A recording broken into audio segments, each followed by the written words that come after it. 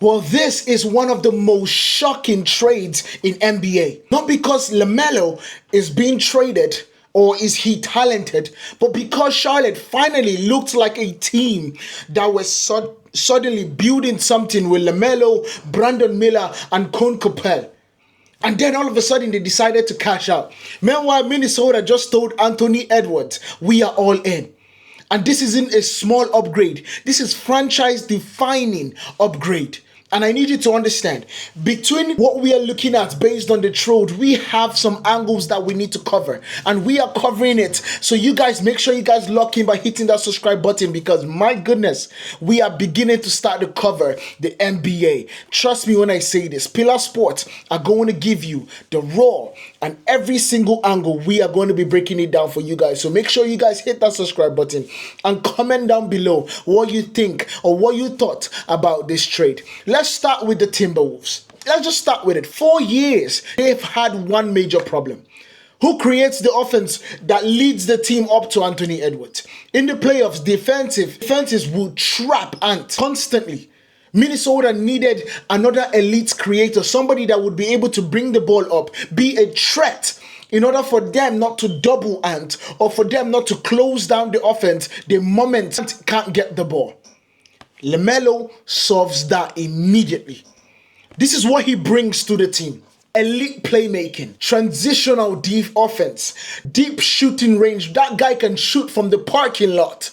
We know that for a fact. He can shoot from the parking lot. His ability to create offense without Anthony Edwards. Ant can literally stay in the corner and he will still put it on because he is a franchise player. We know he's a number one. LaMelo Ball is a number one. Yes, don't get me wrong. Would he be able to do it by himself? Probably not. That's why Charlotte hasn't been deep into playoff runs. And he also brings the star power. The truth about it is that he is going to put butts in seats. Without a doubt, he's going to put butts in seats. Minnesota has searched for a true offensive co-star for a long time. Now they have one. The Wolves are definitely betting on the backcourt of LaMelo Ball and Anthony Edwards. Now the question, of course, in this situation, can this become the most explosive backcourt? Can they take them deep in the playoffs? Can they compete with the likes of San Antonio? Can they compete with the likes of OKC? Can they compete with the defending champions, Knicks? Can they compete with the Lakers? Those are all the things that we need to talk about. Now, the second angle about this that nobody would tell you, but in Pillar Sports, we would absolutely break it down and cover every angle I promised. This might be the best part of the story, honestly. Let me take this off. Reports are indicated that Minnesota felt pressure to improve the roster around Edwards. Multiple reports connected the Wolves' aggressive pursuit of Ball to their desire to add another star creator. The trade sends a message. It's crystal clear. Edwards isn't going anywhere. He has told every single person. We saw the way Edwards left in the playoffs. We saw that he walked out. He understood that this was not happening.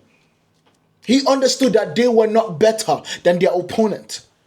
The front office started pushing the chips all to the middle of the table. We have seen Cat leave. We have seen so many good players on the Wolves leave. You cannot afford to let Anthony Edwards and leave too. When a superstar sees management take risk to win now, that right there matters. There is a reason why the LA Rams are as good as they were, because, bro, they said, F them chips, F them draft picks, F those situations. We are winning right now. We are putting all our chips in the front or the middle of the table.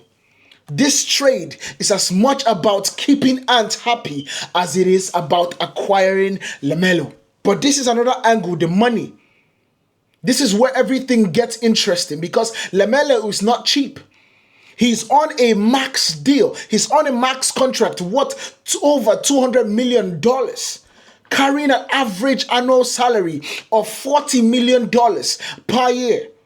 Minnesota is now officially committed to Anthony Edwards, LaMelo Ball, Rudy Gobert, and other core pieces. This is a luxury tax level commitment.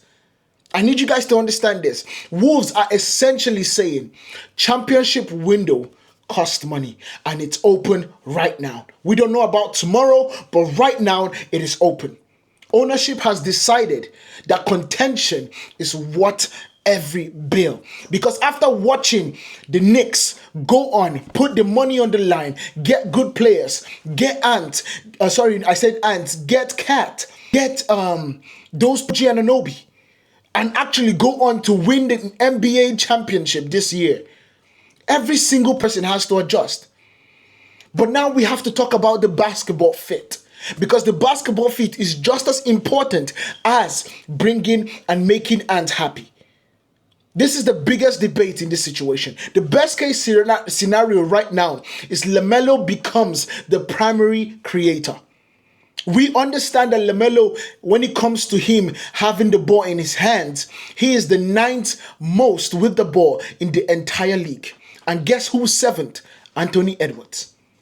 But this is a situation now that both of them need to understand when to pick and choose. But the primary creator should be LaMelo Ball, because nobody passes as well as he passes. He is a significantly taller person to be playing in the point guard position. He is going to dominate that situation. He can see the entire court.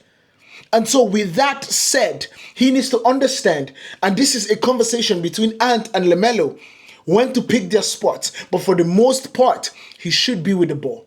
And becomes even more of a devastating scorer if he does. Because fences can't trap Ant when he's moving. It's literally, when you think about Steph Curry running around the court, running left and right, and you just can't find a way to stop him. That is what Ant is going to be in this situation. He's going to be picking and popping. He's going to be finding the right positions. He's going to be putting himself as a mismatch in every situation. Even though the other team are going to find their best defenders to mark on him, it's going to be crystal clear. Transition offense becomes really terrifying for every other person because the pace of LaMelo Ball, of him understanding where his players are at all times, is going to be great. And then you have to also think about it. Rudy Gobert is going to have the best lob threat or lob balls coming in that he has ever had. Because when you're talking about a lob threat, a Rudy Gobert, 7 foot, if I'm not mistaken, LaMelo is going to find it. Now, this is the worst case scenario because, like I said, we cover everything here on Pillar Sport. That's why you should hit that subscribe button.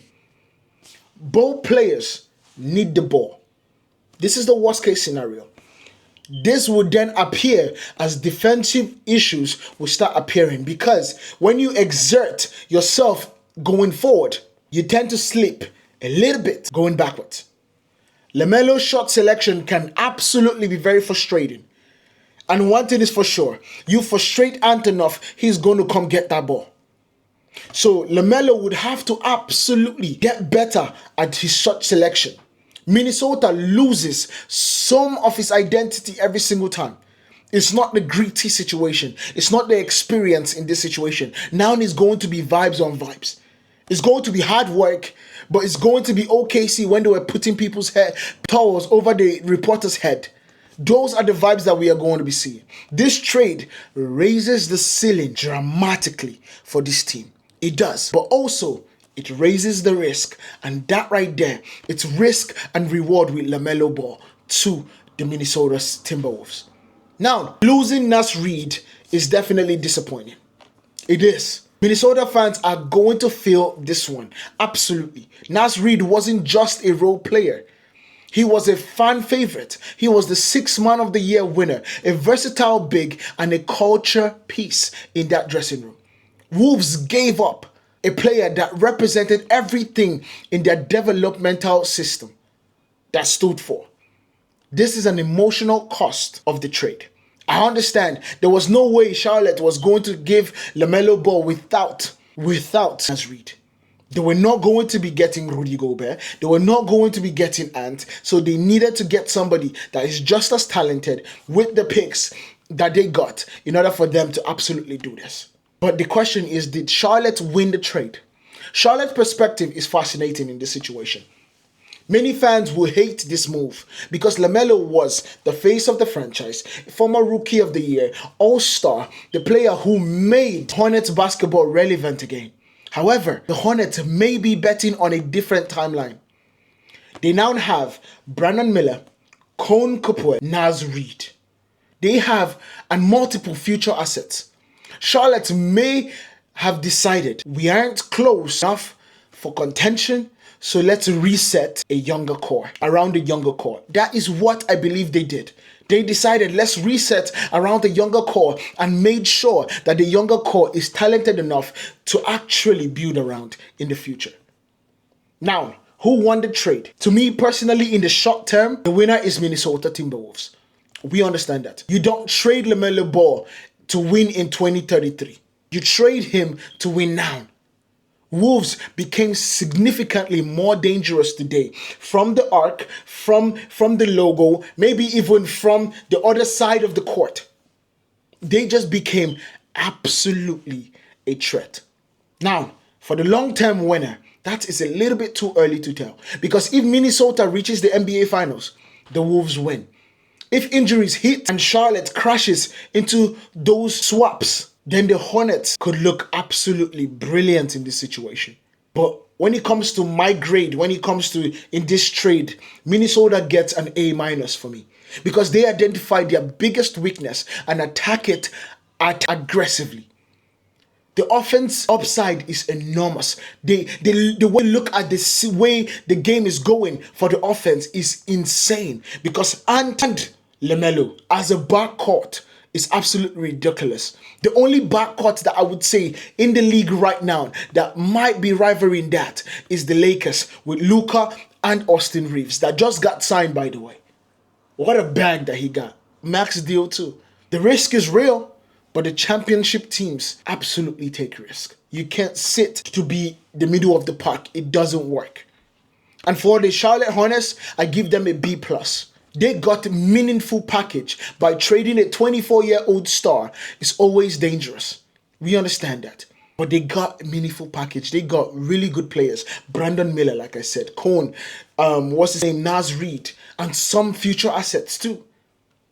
They are battling or they are betting heavily on Brandon Miller to become the face of the franchise.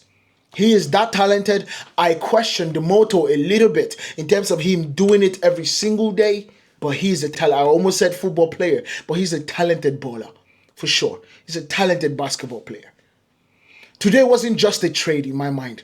Today was a statement. Minnesota looked at Anthony Edwards and said, we are building a contender around you right now. The question is still simple for me. Can LaMelo Ball and Anthony Edwards become the next great NBA basketball duo? Or are the Timberwolves just a mortgage? Or did the Timberwolves just mortgage their future for a dream? Let me know in the comments who won this blockbuster trade. I'll see you guys in the next one. Peace.